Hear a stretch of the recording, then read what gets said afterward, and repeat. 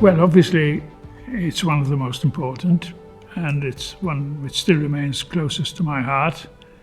The building, which really is very close, perhaps even closer than this, to my feelings, is, of course, the church at Manicata.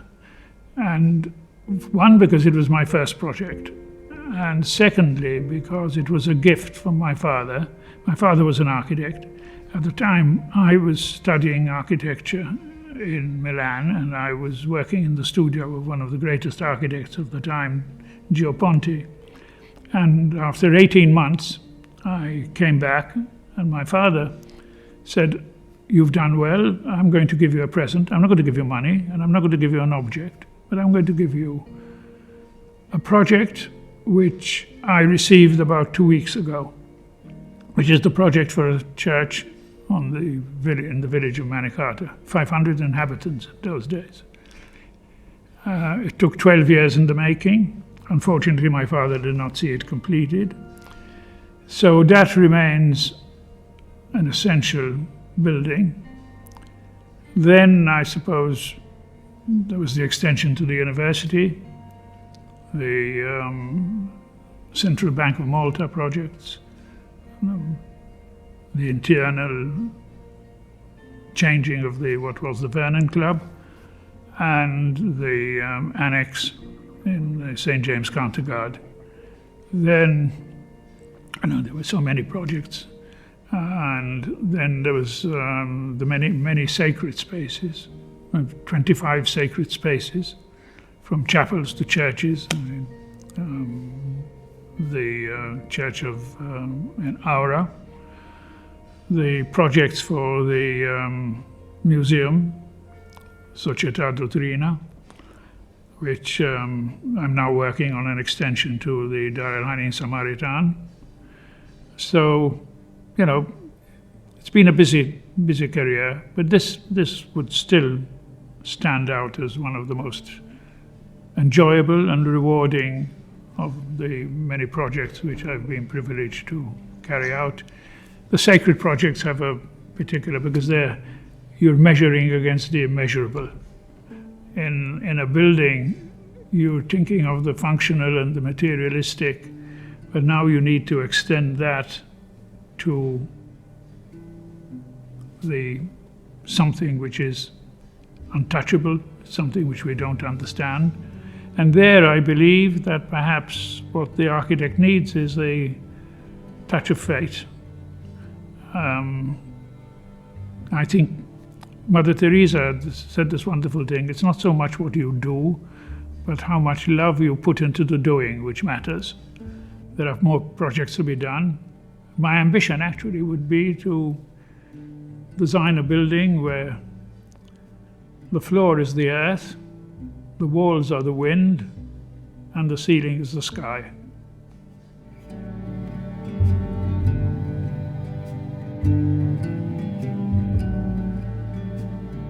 Well, the starting point for the project actually goes back beyond the 20 years, because in the late 80s there was a competition for a building, an art centre, a multi-purpose theatre on the old Opera House site, which I had won, but nothing happened.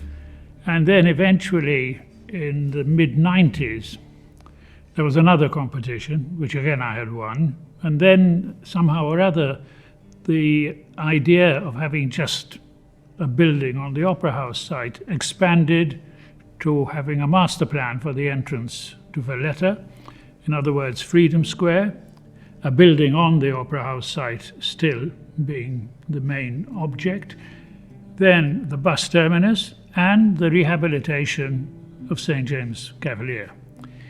When I was approached to do the whole project, which in fact I did, but again, nothing materialized. In fact, I kept always saying that this was the tail of the project. So we lost the dog, but we still had the tail. But the tail flourished anyway, so I'm quite happy with that. But the major problem was that I don't think there was a very clear brief. So the first object was to identify what this building was going to do. Because, as you correctly said, quoting my statement of 20 years ago, for a building to survive, it must have a use, but a use which is complementary to the 20th century, as it was in those days, society. Because it's no use having a use which is out of date to the requirements of a particular time. So the problem was, first of all, to identify what this use was going to be. And in a way, I think it was through my efforts that I decided that certain spaces should be allocated to specific uses, because the initial idea was to turn it into a museum. And I said a museum would be a complete dead loss, because people go to a museum once, twice, and it would have been a false start. So what I did was I allocated various spaces. Then came the problem of what philosophy do you adopt in renovating an old building? And this goes back through a long history. In the 19th century, the general idea was that if you did have an old building, you kept it as it was. And this was a philosophy which was put forward by John Ruskin. And to counteract that, there was Viollet-le-Duc. And Viollet-le-Duc had another idea. He said, no, you add something, but you add something which represents the spirit of the time of the original building. His famous example, of course, is Carcassonne. Then what happened, there was a complete and radical change at the turn of the century, obviously the last century. And there was an art historian from Vienna, Alois Riegel, who said, no, what one should do is one should look at an old building, add to it in the spirit of the age that you're adding to it, and then look at the building as a complex compound, which is a work of art on its own, which actually brings together past tenses. So you have a building where the tenses of the building are mixed, but they intermix in a homogeneous way. So this took a long time to actually materialize in concrete terms, and probably took about half a century. But in the middle of the last century, a number of Italian architects, like Franco Albini, Giancarlo De Carlo, were working on museums. And the idea was, again, we're adding what is completely contemporary to what is historical. Of course, the master was Carlo Scarpa. And Carlo Scarpa's work both in Venice, in Palermo, and also in Verona. And those were masterpieces which I think have become masterclasses for all architects who work on these particular projects. Later there was an idyllic project by Gao Lenti, the Musée d'Orsay in Paris. So that gave me the starting point of what are we going to do at St. James. What we're going to do at St. James is that what we're going to add, we're going to layer on. And the idea came from the layering of the ramp, which of course was part of the original building by the Knights of the Order of St. John of Jerusalem. And the layering of stairs over the ramp in the British era was something which I thought was a good starting point as a philosophy of how to actually go about in addressing this building. So we're going to layer and layer, and each layer represents a particular time. The building, of course, had three very important time periods. The original, which was probably conceived by Laparelli, but probably carried out by Girolamo Cassar. And the object of that was that it was a raised gun platform to defend the new city. It was one of the very first buildings actually put up, apart from the Church of Our Lady of Victories. But it was a raised gun platform to defend the city from any landward attack. Of course, it was a building designed to keep people out, which was something which completely contrary to what I was trying to achieve when I was converting the building into what it is today. The second period was the British period, and of course, military warfare and weaponry changed, so it was obsolete in terms of being a raised gun platform, and it became an officer's mess. And with the officer's mess came a series of very important changes. Certain of the large vaulted areas were divided into two levels, the layering of the stairs. But the most important aspect really had nothing to do with war or war machinery, was that Valletta had a water problem. And the Royal Engineers had the idea that if they dug into the packed material, because the walls were actually packed with very strong material as a defense against enemy gunfire. So they dug two large water cisterns, and those water cisterns were paramount in my way of converting the building. We're actually sitting in one of the old water cisterns now. So how do you convert a building, which is basically a war machine, into a peace, millennium, almost what I would say a flagship? And the basic point of departure for me was that the building should narrate its own story. So in other words, architecture is no longer a noun, but it becomes a verb. So each particular period has one or two aspects of the building which relate specifically to that particular era. So we have, for example, the music room, where I removed the British double layers, and that is exactly as the Knights had left it. The adjacent room before that has the double floors with the arches, and that represents the British period. And the third one actually represents what I've done, a layering of, again, a new system of bridges over the old. At the end of it all, I think the most important thing was this legibility. So the building recounts its own story. And the narrative of the building becomes even more important than the building itself. The great, I think, asset were, of course, the two water cisterns, because the most important and most difficult thing when you're dealing with old buildings is the mechanical and the electrical systems. You don't want to cut through walls, you don't want them to be visible. And the other thing was vertical circulation. You don't want to start adding stairs all over the place. So the first of the cisterns I thought was perfect for a theatre in the round, which is the space we're sitting in now. And the other I took down to a lower level, and there I could put in all my vertical circulation, and I could also run behind the walls all the pipes and things which you want to hide. So at the end, I think the important thing was to use what was actually already existent and to extend that and give it this new pulse speed and this new blood flow in its veins.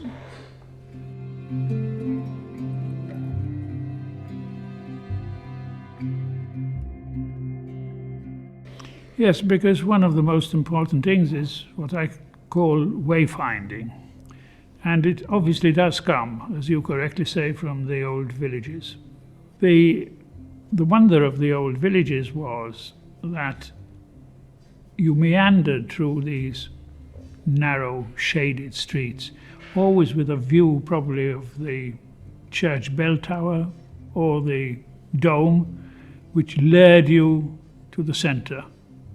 So the idea of how you experience these spaces led me to saying, let's try and have a way forward through the building, which gives you surprises. In fact, the old entrance, which of course now is rather changed, thanks to Renzo Piano's magnificent building, but I still sort of feel he sort of blocked us up a little bit. But anyway, it was worth it. because we got a masterpiece. So one walked through there, and then through that very narrow tunnel, and then you had this explosion of the atrium, because the atrium is really the major space, because apart from, as I said before, providing excellent opportunities for circulation, also the narrative comes back. As you're walking up the stairs, there are what I call windows on the past. So you can see how the structure was actually put together in the 16th century. And again, so this is the building telling you about its past. And also you, in a way, one of the interesting things in making a project of this nature is, unlike the work you do when you're projecting a new building, where you prepare a set of plans and those go out to the contractors and then the building is carried out. In this case, it's very much a process of discovery, because it's on site, you're moving, you're discovering new vistas, and sort of you say, no, this should not really be there. We need to open here, we need to do that, we need to do this. So it's a marvelous way of working hands-on. One of the problems with architects is that they prepare a series of plans, but they don't actually use their hands to make the building themselves. So the fact that you're actually making a building with your hands is a marvelous, marvelous experience. I often say to my students that once in your lifetime, you should at least try and make a building with your hands. But back to the question of how you experience the spaces. Remember that mood manipulation comes from the different spaces. Space is, in fact, a mood manipulative element. So much so that if you go to a fast food restaurant, you're probably going to find it painted red or painted yellow, or to move you out very quickly. While if you go to a posh restaurant, the colors are far more welcoming. Remember that we do not only experience architecture visually. In fact, we actually use all our five senses. We experience architecture haptically. So we actually, of course, see architecture, but we feel architecture, we smell architecture, we hear architecture. And there's an extraordinary book by a very good friend of mine, who's one of the greatest architectural writers, Johannes Palasma, and it's called The Eyes of the Skin. And he talks about the phenomenology of experiencing architecture. And he has this wonderful phrase where he says, when I was at the Parthenon on the Acropolis, I had this great urge to taste the marble. So I don't know if anybody's going to walk around St. James and taste the local stone or the travertine or whatever other materials I've utilized, but you never know.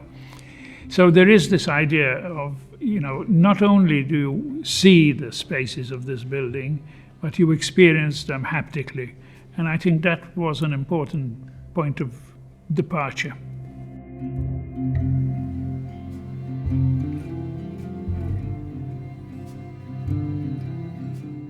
Well, you don't tackle them individually, you tackle them, again, holistically. Obviously, the function, as I said, the allocation of a music room, the allocation of a cinema, the allocation of a theatre, and obviously exhibition spaces. Those were, in a way, my contribution to the writing of a brief.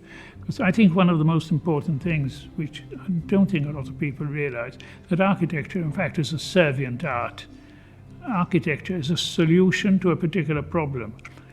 If you can define the problem very, very correctly, you are more likely to get a very good solution. If somebody comes up to me and says, "Will you design me a building?"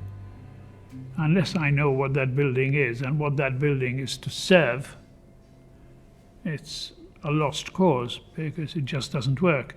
So basically, if we go back to the earliest definition of architecture, which comes from the Roman architect Vitruvian, which was commodity, firmness, and delight.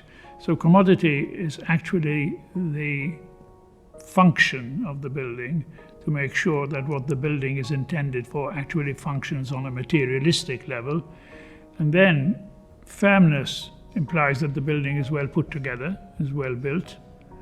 But those two do not, in fact, constitute architecture. Those could be said to constitute construction. Now, what lifts that construction to the level of architecture is what Vitruvius called Venustas, which I don't know whether it's beauty, which of course is very difficult to define, but whatever it is this, what the building does to you, as opposed to what you do to the building. But how does the building move you? Which in fact you called or referred to as a sense of sacrality, which in fact it is, because a space should lift you up emotionally.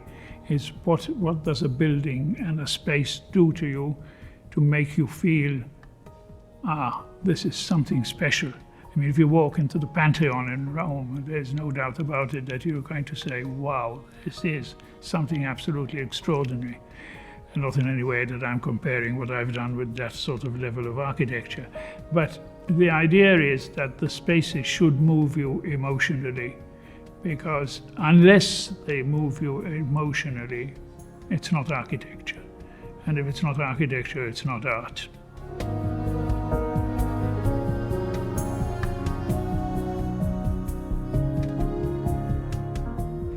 Well, again, I suppose it depends what the brief would be. But I think what I would have done differently if I were doing it today was I would have paid more attention to the doctoring of the building.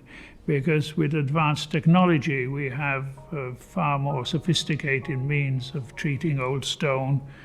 And of course, 20 years ago, things were as they were. We made possible best use of what we could.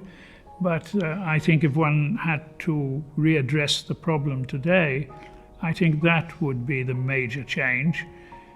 Whether I would, I don't know. It's a hypothetical question, so I don't think there's an answer to that, because again, it depends what the needs would be. As I said before, it's the answer to a particular problem. If the problem were different, yes, probably the solution would be completely different.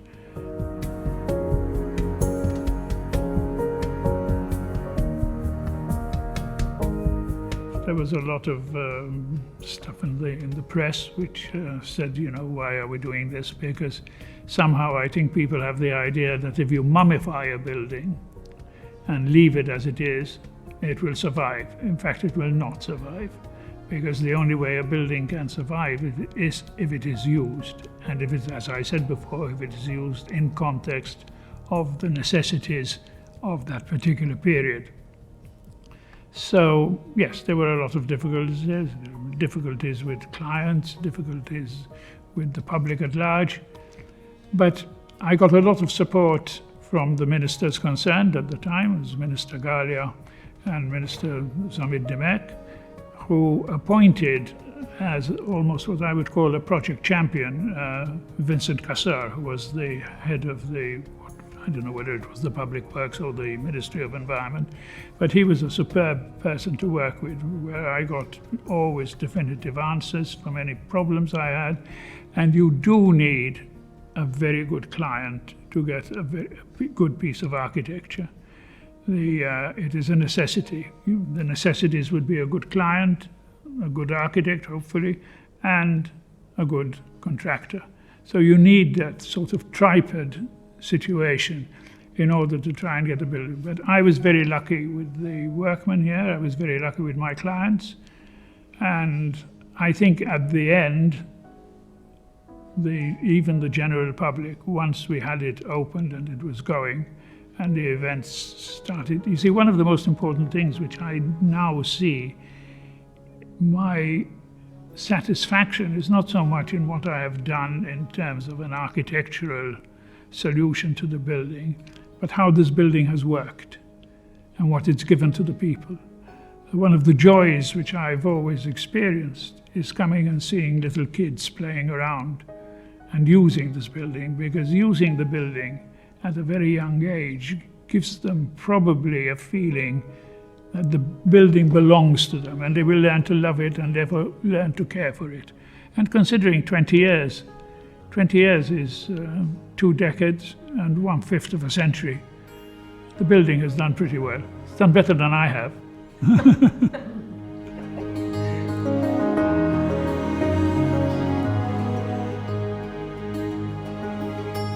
Oh, the atrium. No doubt about that. Because the atrium had these wonderful staircases, and staircases are almost illusion aspects of architecture. You're going from here to there, but yet you're neither here or there because you're somewhere in between. So then, of course, the installation of the lift shaft and the top lights. Oh, that was fun to do. That was an amazing space, and it's a space which always seems to go down well with a lot of visitors. I've had a lot of interesting architects. I mean, I had Daniel Liebeskind, who was doing Ground Zero, and who did the Jewish Museum in Berlin. And he was really pleased to see the space and very complimentary, which of course is always nice to receive some praise from your peers and people who you consider to be masters. And I've always said that one of the great things is I still consider myself a student, and I still consider it a privilege to have friends like I mentioned before, Johanni Palasma, like Ian Ritchie, like a million others anyway, who spending a few moments with is a personal masterclass. The important thing is to keep learning, and the important thing, I think, is to have a sense of faith, because I'm a believer. But Michael Ende, in the book The Never-Ending Story, says, man dies when the last part of the child in him becomes an adult. So I can't stop growing old, but I can stop not being old, in the sense of keeping the youth and the child in me alive.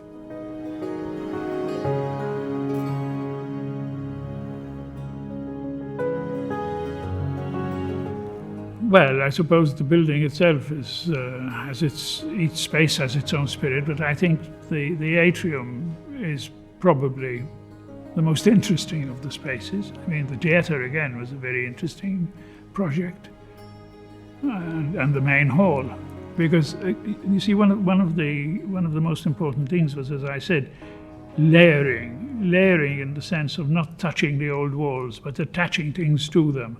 So, in a way, visually, you could remove everything that I've done and go back to the original building. It won't happen, or hopefully it won't happen, but in a way that gives the legibility of one layer being put over another.